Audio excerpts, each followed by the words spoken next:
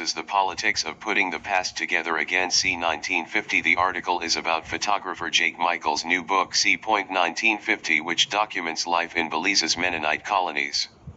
The Mennonites are a conservative Protestant sect that shun modern technology and contact with wider society. They live in rural areas and practice farming, carpentry, and other traditional trades. The article explores how they maintain their culture and identity in a changing world, and how they interact with their non-Mennonite neighbors. The article also features some of Michael's photographs that capture the daily life and scenery of the colonies. Luditte Club. The article is about a group of teenagers in NYC who have decided to ditch their smartphones and social media for a simpler and more authentic life. The group is called the Luditte Club, named after the 19th century workers who protested against industrialization by destroying machines. The club members say they feel happier, more focused, and more connected to themselves and others without the constant distractions and pressures of technology. The club also organizes activities such as hiking, camping, board games, and book clubs to encourage face-to-face interactions and outdoor experiences. The article explores some of the benefits and challenges of living without smartphones and social media in a digital age, as well as some of the reactions from their peers, parents, and teachers. Some of their peers are supportive and curious, while others are skeptical and mocking. Some have even joined the club or tried to limit their own screen time. Some of their parents are proud and relieved, while others are worried and frustrated.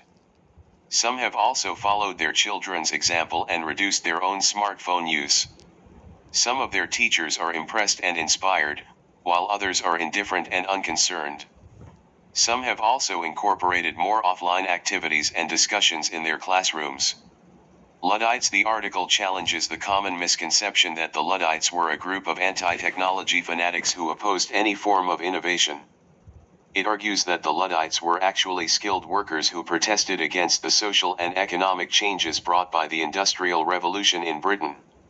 It explains that the Luddites were not against machines per se, but against the use of machines to undermine their wages, working conditions, and autonomy.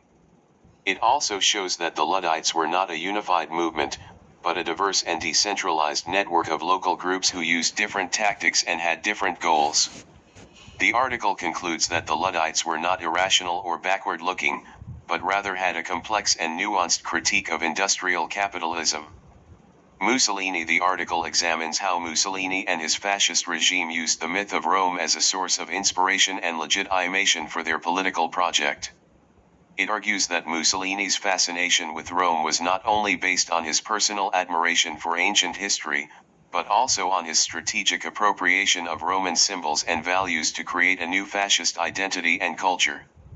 The article analyzes how Mussolini manipulated different aspects of Roman heritage, such as architecture, art, literature, law, religion, and imperialism, to construct a narrative of continuity and rupture between ancient Rome and modern Italy.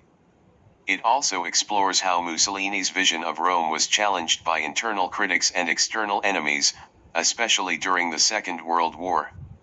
The article concludes that Mussolini's use of Roman myth was ultimately unsuccessful in creating a lasting fascist civilization, but it left a significant legacy in Italian culture and politics. Nostalgia. The article explores how nostalgia can be used by populist leaders to mobilize their supporters and undermine their opponents. It defines nostalgia as a longing for a past that is idealized and distorted. It argues that nostalgia can create a sense of collective identity based on a shared memory of a glorious past that is threatened by a corrupt elite or an alien other. It uses the case of Turkey under Erdogan's rule as an example of how nostalgia can fuel populism and authoritarianism. It also discusses how nostalgia can be challenged by counter-narratives that expose its flaws and offer alternative visions of the future. Putin. Restoring Russia's pride. The fall of the Soviet Union in 1991 left Russia struggling for relevance on the world stage, and Vladimir Putin, a young KGB officer at the time, was left feeling humiliated. In the aftermath of the collapse, Putin sought to restore Russia's global importance and pride. He used his KGB background to convey a self-controlled and confident style, and when he became president, he turned to Russia's history to restore national pride, focusing on World War II as a founding myth for the new Russia. Putin's focus on restoring Russia's global status and pride has been a consistent theme throughout his presidency. The 1950s summary. The article criticizes conservatives who idealize the 1950s as a golden age of American society. It argues that nostalgia for the 1950s is based on selective memory and ignores the social problems and inequalities that existed at that time. It cites examples of racial discrimination, gender oppression, political repression, economic instability, and cultural conformity that characterized the 1950s. It also challenges the notion that the 1950s were a time of moral clarity and consensus, pointing out the diversity and dissent that existed within American culture.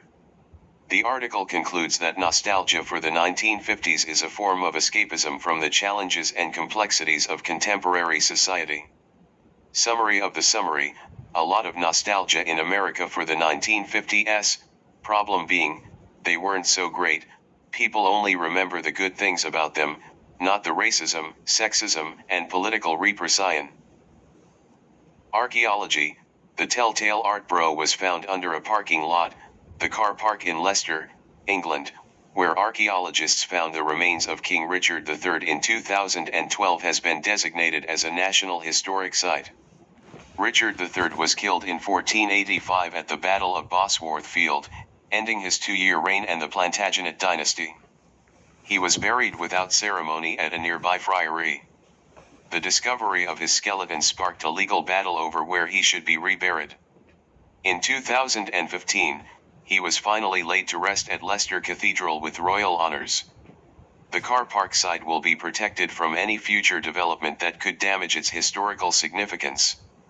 Buddhist temple in Pakistan: a team of Italian and Pakistani archaeologists have discovered a 2,000-year-old Buddhist temple in Swat Valley, Pakistan. The temple is one of the oldest in Pakistan and dates back to the 1st century BCE or CE, when Buddhism flourished in the region under the Kushan Empire. The temple has a circular base that supports a dome-shaped stupa, a typical Buddhist shrine. It also has a staircase leading to a platform where statues and offerings were placed. The temple is part of a larger archaeological site that includes residential buildings, coins, pottery and other artifacts. Fastest man alive: the article reports on a study that claims to have found a 20,000-year-old footprint of a man who ran as fast as an Olympic sprinter in Australia.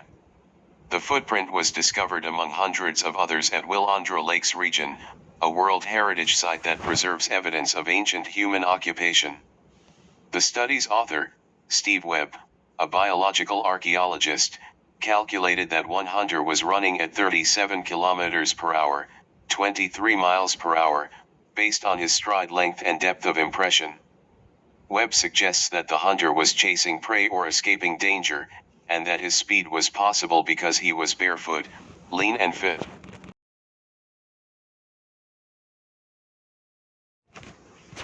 Machu Picchu.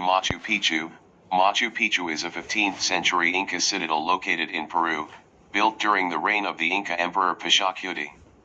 The city was abandoned during the Spanish conquest and remained unknown to the outside world until it was rediscovered by Hiram Bingham in 1911.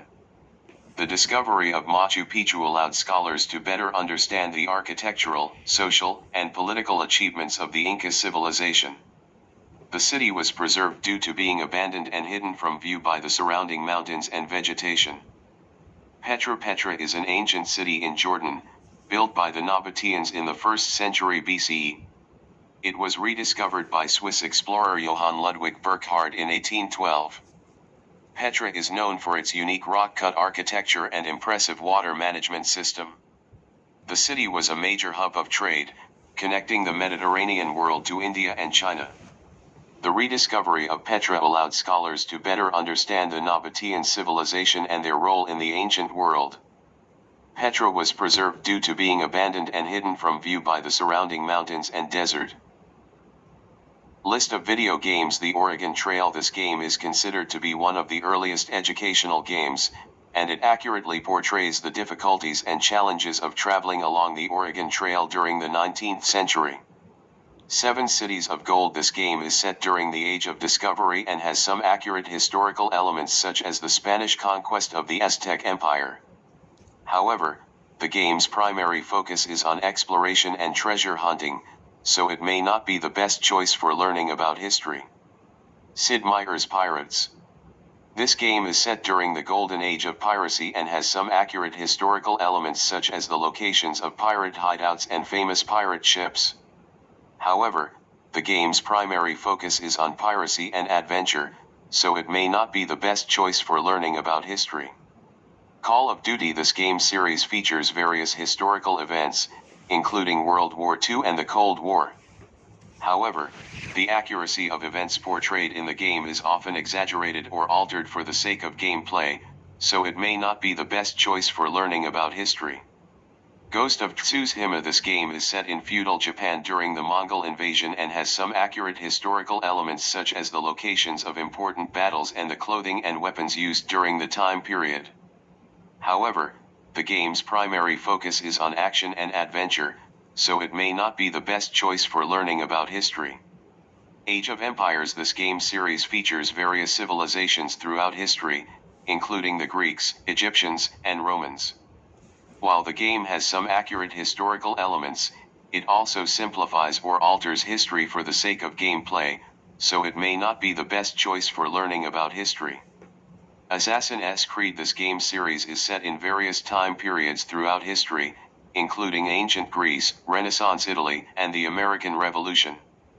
While the game has some accurate historical elements, it also greatly exaggerates or alters history for the sake of gameplay, so it may not be the best choice for learning about history.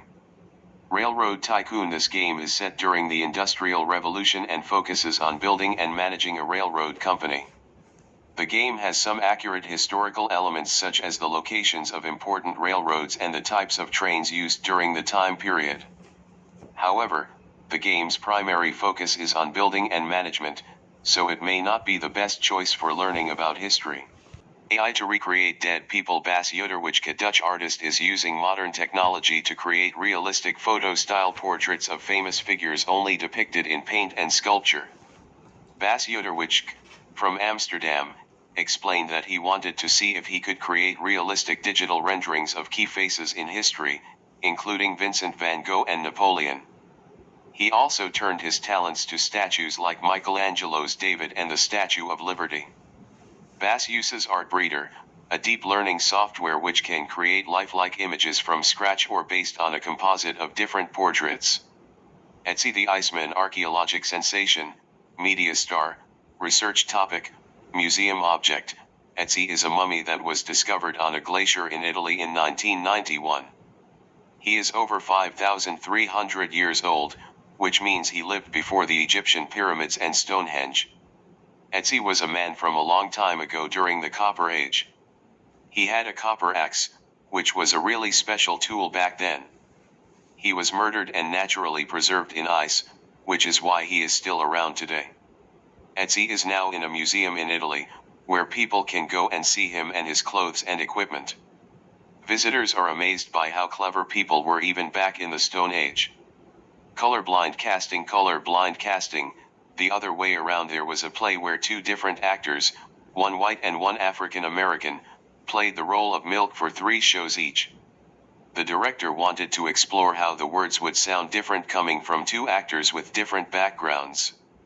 However, the playwright was unhappy with the casting choice and wrote a strongly worded essay saying that the characters should be played by African American actors unless she approves a different choice. Many people have shared their thoughts on social media about this issue. Another article, the production of a play about Martin Luther King, called The Mountaintop, at Kent State University, in Ohio, has caused a controversy. The play is a fictional account of King's last night before he was assassinated in Memphis. The controversy stems from the decision to have a white actor play the role of King. The director, Nathan M. Oatman, wanted to explore issues of ownership and authenticity in theater. When the originally cast black actors dropped out, Oatman double cast the role of King, with a white actor Robert Branch performing in all 8 shows. Some criticized the decision as disrespectful to the black community, and playwright Kateri Hall wrote an angry column in the Root Online magazine. Others defended the casting decision, including black actress Crystal Christian, who said that sometimes you have to step outside the box and judge people based on character and not the color of their skin.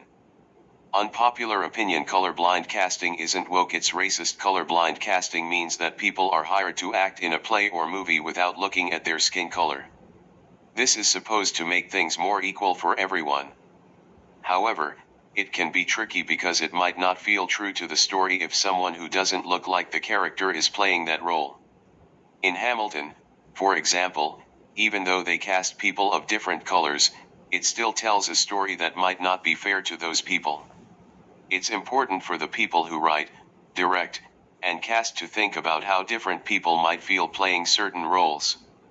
Even though there are some problems with colorblind casting, Hamilton is a good example of how theater can change and include more types of people. There is another article, actually a whole 40-page PDF, that argues that his musical twists history into a simple tale of heroes and villains. There is another article that says that color-blind casting is good. Hamilton, the musical, is a hit production that uses color-conscious casting to tell the story of American founding father Alexander Hamilton. This casting allows actors of color to play historical figures who were traditionally depicted as white. The production's creator, Lin-Manuel Miranda, was inspired by hip-hop, a genre developed by Black and Latinx artists, and this is reflected in the show's casting choices. Colorblind casting is an alternative approach to casting actors of color in traditionally white roles. While this approach has been successful in some instances, it does not offer the same opportunities for reinterpreting stories and addressing issues of race and class as color-conscious casting does. Hamilton's use of color-conscious casting serves as a model for both Broadway and Hollywood. 1619 Project. The 1619 Project is a controversial project in the United States created by Nicole Hannah-Jones, writers from the New York Times, and the New York Times Magazine. It is meant to change the country's history by talking about the effects of slavery. The project said that the United States was actually founded in 1619 when the first slaves arrived to the country. The project was first published in August 2019 for the 400th anniversary of the arrival of the first enslaved Africans in the Virginia colony. The project was very controversial and had negative comments from many historians. History and Presentism. The article discusses the problem of presentism in the field of history, where historians interpret the past through the lens of the present, resulting in an overemphasis on contemporary issues and a neglect of the values and mores of people in their own times. The author highlights the consequences of this approach, including the production of anachronistic data points for the articulation of competing politics, and the disregard of change over time, neutralizing the expertise that separates historians from those in other disciplines. The author also reflects on the issues with the 1619 Project, a best-selling book that sits at the center of current controversies over how to teach American history, and its use of narrow politics and historical erasures to convey its narratives.